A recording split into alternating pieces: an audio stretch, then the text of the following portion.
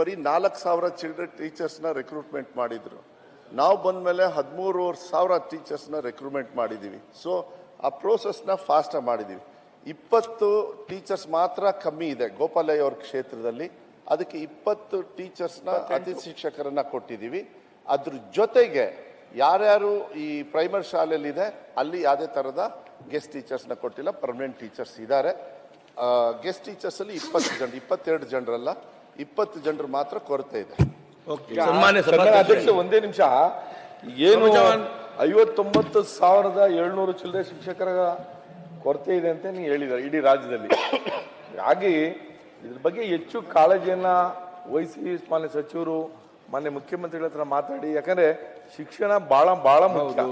ಇವತ್ತು ಮಕ್ಕಳಿಗೆ ನಾವೆಲ್ಲ ಒಂದ್ ಕಡೆ ಶಿಕ್ಷಣ ಕೊಡದೆ ಹೋದ್ರೆ ಈ ರಾಜ್ಯ ಅಭಿವೃದ್ಧಿ ಆಗ್ಲಿಕ್ಕೆ ಸಾಧ್ಯ ಆಗಲ್ಲ. ಆ ರೀತಿಯಲ್ಲಿ ಇವತ್ತು ಸನ್ಮಾನ್ಯ ಸಚಿವರು ಇದ್ರ ಬಗ್ಗೆ ಹೆಚ್ಚು ಕಾಳಜಿ ವಹಿಸಿ ಇದನ್ನ ಕೊರತೆ ಏನು 59,772 ಶಿಕ್ಷಕರ ಕೊರತೆ ಇದೆ ಅಂತ ಹೇಳಿ ಏನ್ ಮಾಹಿತಿ ಅನ್ಕೊಟ್ಟಿದ್ದಾರೆ, ಇದನ್ನ ನೇಮಕ ಮಾಡೋದ್ರಲ್ಲಿ ಅವರು ಪ್ರಮುಖ ಪಾತ್ರವನ್ನು ವಹಿಸ್ಬೇಕಂತೇಳಿ ತಾನು ತಮ್ಮ ಮುಖೇನ ಕೇಳಲಿಕ್ಕೆ ಬಯಸ್ತೇನೆ.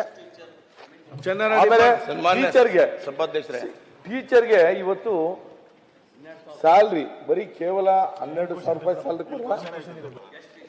ಕೊಡ್ತಾ ಇದ್ದಾರೆ.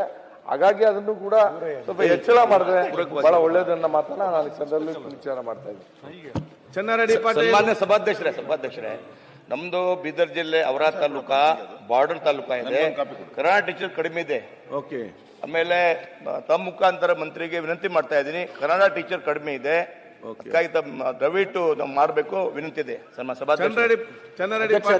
ಅಧ್ಯಕ್ಷ ಒಂದೇ ನಿಮಿಷ. ಚಂದ್ರಡಿ ಪಾಟೀಲ್ ಅಧ್ಯಕ್ಷ ಒಂದೇ ನಿಮಿಷ ಅಧ್ಯಕ್ಷ.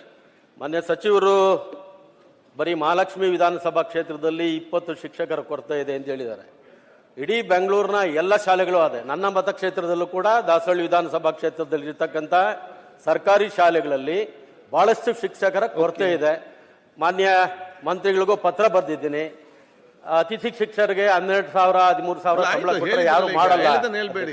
ಶಿಕ್ಷಣದ ಬಗ್ಗೆ ಅತಿ ಹೆಚ್ಚು ಜವಾಬ್ದಾರಿ ಕೊಟ್ಟು ಆ ಶಿಕ್ಷಕರನ್ನ ತುಂಬುವಂತ ಕೆಲಸ ಸರ್ಕಾರ ಮಾಡಬೇಕು ಅಂತ ನಾನು ಕೂಡ ಒತ್ತಾಯ ಮಾಡ್ತೀನಿ.